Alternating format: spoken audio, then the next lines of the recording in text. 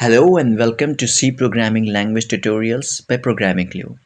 In our last lecture, we have learned about the compilation process in C programming language. Basically, we also have write our first code in C language to print a simple message on our output screen.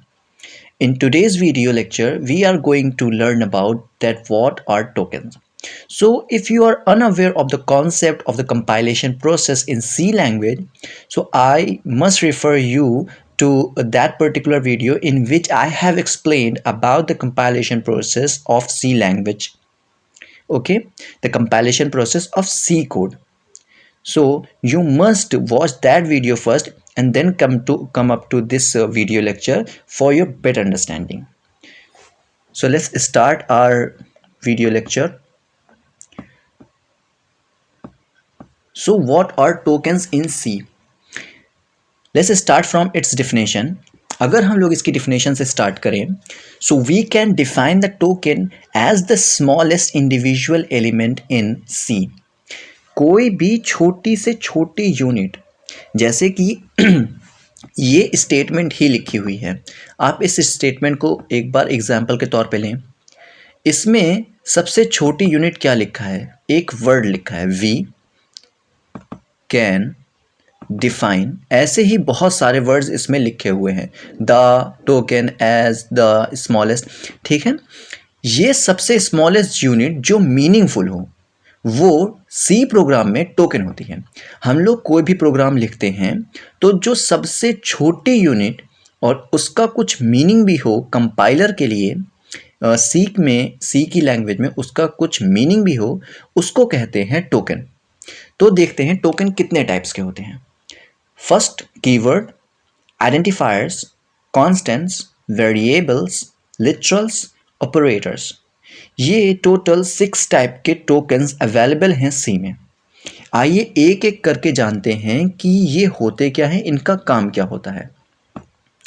There are 32 reserved words which is keywords in C. यहाँ पर counting में 32 ऐसे words हैं सी language में जो reserved हैं. Reserved क्यों है, मैं इसकी एक वजह आपको, इसका एक रीज़न मैं अभी आगे जब आइडेंटिफायर्स डिस्कस करूँगा तब इसके बारे में डिस्कस करूँगा कि ये रिजर्व्ड क्यों है. ठीक है, अभी के लिए ये मान लीजिए कि ये 32 की वर्ड्स हैं जिनका कुछ स्पेशल मीनिंग है सी कंपाइलर के लिए. ठीक है, कंपाइलर मैं आपको कंपाइलेशन प्रोसेस में बता चुका हूँ कि कंपाइलर एक सॉफ्टवेयर होता है जो हमारे लिखे हुए प्रोग्राम को कंपाइल करके एक सॉफ्टवेयर बनाता है. ठीक है, और आउटपुट जनरेट करता है बेसिकली. तो कंपाइलर की नज़र में इन कीवर्ड्स का कुछ स्पेशल मीनिंग है और कंपाइलर सिर्फ और सिर्फ इन्हीं वर्ड्स को पहले से जानता है और जो भी बाकी कुछ वो जानता है इसके अलावा वो हम उसको अपने हिसाब से बताते हैं. ठीक है, तो कीवर्ड्स कुछ ऐसे वर्ड्स होते हैं जिनकी कुछ स्पेसिफिक मीनिंग होती है सी कंपाइलर के लिए. ठीक है, और ये रिजर्व्ड वर्ड्स होते हैं, काउंटिंग में 32 होते हैं. आपको इन सारे वर्ड्स को याद करने की ज़रूरत नहीं है, ये 32 वर्ड्स आपको याद रखने की ज़रूरत नहीं है. जैसे जैसे हम लोग प्रोग्रामिंग करेंगे we will going to use these words in our program, so it will be clear very soon in your mind, in your concepts. Okay, so let's go to the identifier, that what are identifiers. C identifiers represent the name in the C program. अब देखिए कि C programme में बहुत सारे name होंगे. ठीक है, कुछ वेरिएबल्स के नेम होंगे, कुछ फंक्शंस के नेम होंगे, एरे, स्ट्रक्चर. ठीक है, ये एरे, स्ट्रक्चर, बाकी सब चीज़ें क्या होती हैं ये इसको मैं आने वाले वीडियोज़ में डिस्कस ज़रूर करूँगा. अभी के लिए आप फिलहाल ये समझिए, आइडेंटिफायर्स किसी भी चीज़ को आइडेंटिफाई करते हैं और आइडेंटिफाई किस चीज़ से हो सकता है, या तो उसका नाम हो या तो कुछ बेसिकली आप ये मानिए कि किसी भी चीज़ के नाम से उसको आइडेंटिफाई किया जा सकता है. जैसे आपको आइडेंटिफाई किया जा सकता है आपके नाम से. तो आइडेंटिफायर बेसिकली एक नाम होता है सी प्रोग्राम में, या तो वह वेरिएबल्स का होगा, फंक्शंस का होगा, एरे का होगा, स्ट्रक्चर्स का होगा, पॉइंटर्स का होगा, यूनियन वगैरह, इन सब का नाम होता है. ठीक है, इस नाम को कंस्ट्रक्ट हम लोग अपनी मर्जी से नहीं कर सकते, पहले से ही सी लैंग्वेज में कुछ सेट ऑफ रूल्स हैं जिसके अंडर हम लोग ये कोई भी नाम डिफाइन करते हैं। ठीक है, चलिए उन सेट ऑफ रूल्स को भी समझते हैं। तो पहला रूल ये कहता है the first character of an identifier should be either an alphabet or an underscore and then it can be followed by any of the character, digit or underscore and should not begin with any numerical digit and any other special symbol except underscore। मतलब पहला rule ये कहता है कि आप कोई भी identifier बनाएंगे तो उसका पहला कैरेक्टर या तो कोई अल्फ़ाबेट होना चाहिए या तो अंडरस्कोर होना चाहिए। ठीक है, तो मेन जो पॉइंट है वो ये समझना है कि पहला कैरेक्टर ये होना चाहिए और ये नहीं होना चाहिए। तो पहला कैरेक्टर किसी भी आइडेंटिफायर का या तो अल्फ़ाबेट हो सकता है या तो अंडरस्कोर हो सकता है। ठीक है, और अल्फ़ाबेट में आप चाहें तो small case, lower case use कर सकते हैं या तो कैपिटल केस यूज़ कर सकते हैं। ठीक है, और इसके अलावा आप अंडरस्कोर यूज़ कर सकते हैं for first character of a name. मैं अगर नेम की बात करूं तो जैसे यहाँ पे इस चैनल का नाम प्रोग्रामिंग क्ल्यू है। प्रोग्रामिंग क्ल्यू में बहुत सारे कैरेक्टर्स हैं, PROG ऐसे बहुत सारे। अगर मैं फर्स्ट कैरेक्टर की बात करूं जो कि P है, ठीक है, तो यहाँ पे उस कैरेक्टर की बात हो रही है। अगर हम कोई भी आइडेंटिफायर सी में बनाते हैं तो उसका पहला कैरेक्टर जो होना चाहिए वो या तो कैपिटल अल्फ़ाबेट्स होने चाहिए या तो लोअर केस के अल्फ़ाबेट्स होने चाहिए या अंडरस्कोर होना चाहिए। ठीक है, इसके बाद क्या आता है and then it can be followed by any character, digit और अंडरस्कोर। मतलब ये कि ये लिखने के बाद पहला कैरेक्टर आपने बता दिया, अब इसके बाद आप कुछ भी लिख सकते हैं। जैसे मैंने कहा अंडरस्कोर वेरिएबल नेम। ठीक है, ये एक वैलिड वेरिएबल नेम है। ठीक है, इसके बाद ये एक वैलिड नेमिंग होती है सी लैंग्वेज में। ठीक है, इसके बाद क्या आता है कि मैं अगर इसको ऐसे लिख दूं A1 और ऐसे, ये भी एक वैलिड नेमिंग है। ठीक है, मैं लिखता हूँ A_1, ये भी एक वैलिड नेमिंग है। लेकिन 1_A ये एक वैलिड नेमिंग नहीं है क्योंकि पहले कैरेक्टर में डिजिट नहीं आ सकता, जो कि यहाँ पे लिखा हुआ है कि should not begin with any numerical value. ठीक है, न्यूमेरिकल वैल्यू पहले कैरेक्टर के जो भी प्लेस है वहाँ पे नहीं आ सकती और यहाँ पे 1 आ चुका है जो कि एक न्यूमेरिकल वैल्यू है। और क्या नहीं हो सकता, मैं इसको ऐसे नहीं लिख सकता @P1 क्योंकि पहला कैरेक्टर या तो अल्फ़ाबेट होगा या तो अंडरस्कोर होगा। इसके अलावा कोई भी कैरेक्टर यहाँ पे नहीं आ सकता जो भी स्पेशल है या न्यूमेरिकल वैल्यू में है। यहाँ पे देखिए and any other special symbol except underscore. Special symbols की कैटेगरी में आप सिर्फ इसको ला सकते हैं, अंडरस्कोर को। उसके बाद you are not permitted to use any other special symbol except underscore at the first character of any identifier in C language. Okay, hope कि आपको ये क्लियर होगा कि हम लोग आइडेंटिफायर कैसे बनाते हैं और क्या क्या वैलिड नेमिंग कर सकते हैं हम लोग आइडेंटिफायर में। इसका नेक्स्ट रूल पढ़ते हैं। An identifier both upper case and lower case letter are distinct. मतलब डिस्टिंक्ट जैसे कि मैं आपसे कहूँ कि आपको मैंने इंट्रोडक्शन में ये चीज़ बताई थी कि सी लैंग्वेज एक केस सेंसिटिव लैंग्वेज है। मतलब इसमें वेरिएबल लिखना और वेरिएबल लिखना दोनों अलग अलग हैं। क्यों? क्योंकि मैं इसको ऐसे कर देता हूँ। क्योंकि यहाँ पर ये सब स्मॉल केस में है और यहाँ ये सब कैपिटल केस में है। ठीक है, अगर मैं आपसे ये पूछूं कि ये ए और ये ए क्या इक्वल है, इंग्लिश अल्फ़ाबेट के पॉइंट ऑफ व्यू से तो ये सेम है, ये दोनों ए ही हैं, लेकिन सी में ये दोनों अलग अलग हैं। मतलब ये रूल बताता है, सेकंड वाला रूल ये बताता है कि both upper case and lower case are distinct. मतलब ये दो अपर केस में लिखा हुआ कोई भी नाम लोअर केस में लिखे हुए किसी भी नाम के अलग अलग माना जाएगा कंपाइलर में, क्योंकि सी एक केस सेंसिटिव लैंग्वेज है। अगर कोई चीज़ लोअर केस में लिखी है तो वो अलग है और कोई चीज़ अपर केस में लिखी है तो वो अलग है।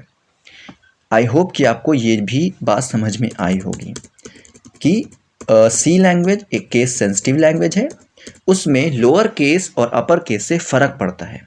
आइडेंटिफायर बनाते टाइम आप अगर कोई चीज़ लोअर केस में लिखते हैं तो कंपाइलर की नज़र में वो एक अलग चीज़ होगी, एक अलग आइडेंटिफायर होगा, और आप उसी को अगर अपर केस में लिख देते हैं तो वो एक अलग आइडेंटिफायर होगा। फॉर एग्जांपल इसको और मैं डिस्कस करूं तो मैंने लिखा एक नाम x और मैंने दूसरा नाम लिखा x, ये दोनों दिखने के लिहाज से x ही हैं, लेकिन कंपाइलर की नज़र में ये कुछ और है और ये कुछ और। मतलब वो इसको कैपिटल X पढ़ेगा और इसको स्मॉल x। ठीक है, तो ये डिफरेंस होता है केस के चेंज हो जाने से। तीसरी बात, तीसरा स्टेटमेंट ये कहता है, तीसरा रूल ये कहता है कि commas and blank space can not be specified with N identifier. मतलब एक आइडेंटिफायर अगर हम लोग बनाते हैं, लेट्स से मैंने एक नाम रखा, अभी जैसे रखा था वेरिएबल। ठीक है, वेरिएबल 1। ठीक है, इसमें हम लोग ब्लैंक स्पेस नहीं लगा सकते और कॉमा नहीं लगा सकते। चलिए, कॉमा तो प्रोहिबिटेड दिख रहा है इसमें कि कॉमा एक कैरेक्टर है जो कि आइडेंटिफायर में अलाउड नहीं है, लेकिन ब्लैंक स्पेस क्यों नहीं अलाउड है? ब्लैंक स्पेस तो कोई कैरेक्टर होता ही नहीं है। ये स्टेटमेंट गलत है। ब्लैंक स्पेस भी एक कैरेक्टर होता है, लेकिन वो जो स्क्रीन है, आउटपुट स्क्रीन है, जो भी स्क्रीन है उस पर प्रिंट नहीं होता है, और ब्लैंक स्पेस का यही मतलब होता है। कंप्यूटर की लैंग्वेज में अगर हम लोग ये कहें कि ब्लैंक स्पेस एक कैरेक्टर है तो ये बात सच है। भले वो स्क्रीन पे प्रिंट नहीं हो रहा है, पर वो एक कैरेक्टर है क्योंकि वो इतनी जगह ले रहा है। आपको ये जगह दिख रही है, वो इतनी जगह ले रहा है और यहाँ पे कोई भी चीज़ प्रिंट नहीं करता है। ब्लैंक स्पेस का मतलब ये होता है कि एक कैरेक्टर आगे बढ़ जाओ पर उसमें कुछ लिखो मत, कुछ प्रिंट ना करो। यही होता है ब्लैंक स्पेस। तो ब्लैंक स्पेस एक character, as a character treat किया जाता है कंप्यूटर में, और ये आइडेंटिफायर की नेमिंग में अलाउड नहीं है।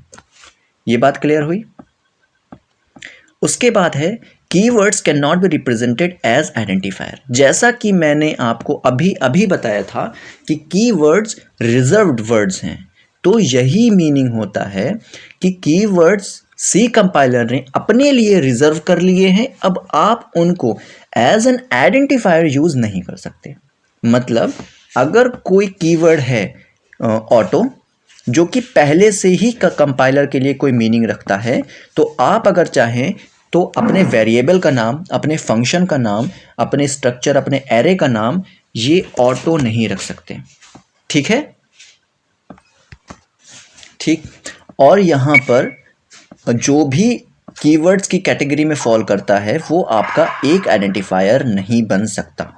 ठीक है, और इसके बाद एक बहुत ही इम्पॉर्टेंट स्टेटमेंट, एक रूल है कि आपके जो भी आइडेंटिफायर्स होंगे उनकी नेमिंग करते टाइम, उनकी नेमिंग की ड्यूरेशन में आप 31 कैरेक्टर की लिमिट को क्रॉस नहीं कर सकते। मतलब अगर मैं ये लिखता हूँ कि ये मैंने नेम लिख दिया, कुछ भी ये नेम है, मान लीजिए मैंने लिखा है मैं अपने स्कूल का नाम लिखता हूँ, मेरे बचपन का स्कूल BR कॉलेज शिक्षा संस्थान। तो अगर कोई भी वेरिएबल, कोई भी फंक्शन का नाम, कोई भी आइडेंटिफायर 31 कैरेक्टर्स की लिमिट को एक्सीड करता है तो वो अनवैलिड हो जाता है। सिंपल इज दैट कि अगर कोई भी कोई भी आइडेंटिफायर 31 कैरेक्टर्स की लिमिट को क्रॉस करेगा तो वो एक वैलिड आइडेंटिफायर नहीं रहेगा। इस रूल के अंडर उसको आइडेंटिफायर नहीं माना जाएगा कि आइडेंटिफायर बनाते टाइम आप 31 कैरेक्टर्स के अंदर ही अंदर एक आइडेंटिफायर बनाएं, एक नाम बनाएं। ठीक है, इसके बाद हम लोग समझते हैं कि कॉन्स्टेंट्स क्या होते हैं। कांस्टेंट मैथ्स में, अगर आपसे कहा जाए कि कांस्टेंट मैथ्स में क्या होते हैं, तो कांस्टेंट एक वैल्यू होते हैं जो कि चेंज ना हो सके। आइए हम लोग कांस्टेंट, वेरिएबल और लिटरल्स को एक साथ समझते हैं ताकि और भी बेहतर तरीके से समझ में आए। ठीक है, so a constant is a value or variable that can't be changed in a program. For example, 10, 20, a, 3.4, etc. अगर मैं कहूँ कि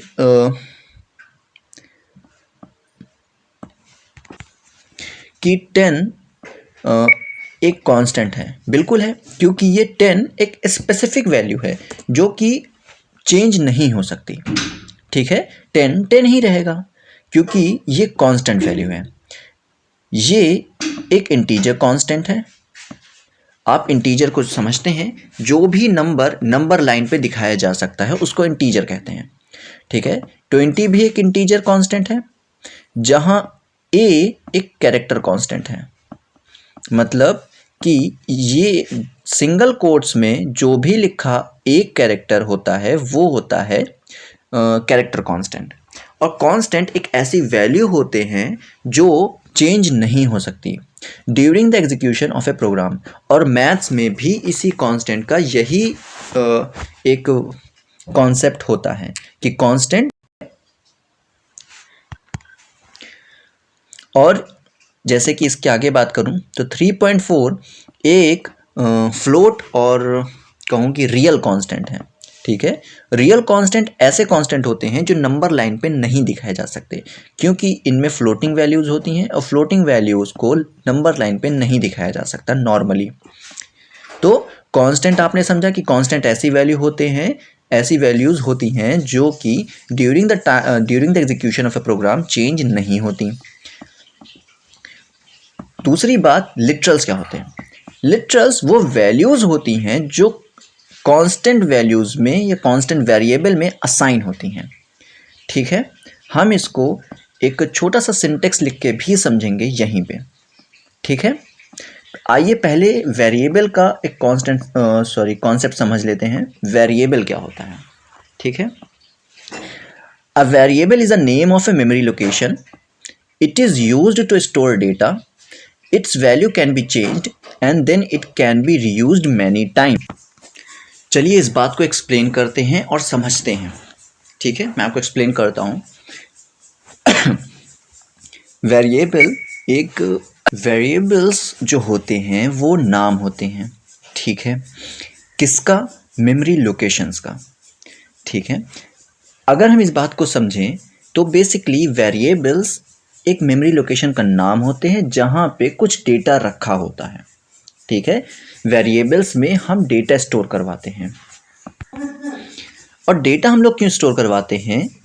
तो हम लोग प्रोग्रामिंग लैंग्वेज या कोई भी प्रोग्रामिंग लैंग्वेज इस वजह से ही पढ़ते हैं कि कंप्यूटर का डेटा या जो भी यूज़र का डेटा है उसको हैंडल करें, और उसको हैंडल करने के बाद उसमें से कुछ यूज़र के इंटरेस्ट का, यूज़र के लिए यूज़फुल डेटा हम लोग प्रोग्रामिंग लैंग्वेज से, कंप्यूटर से जनरेट करवा सकें।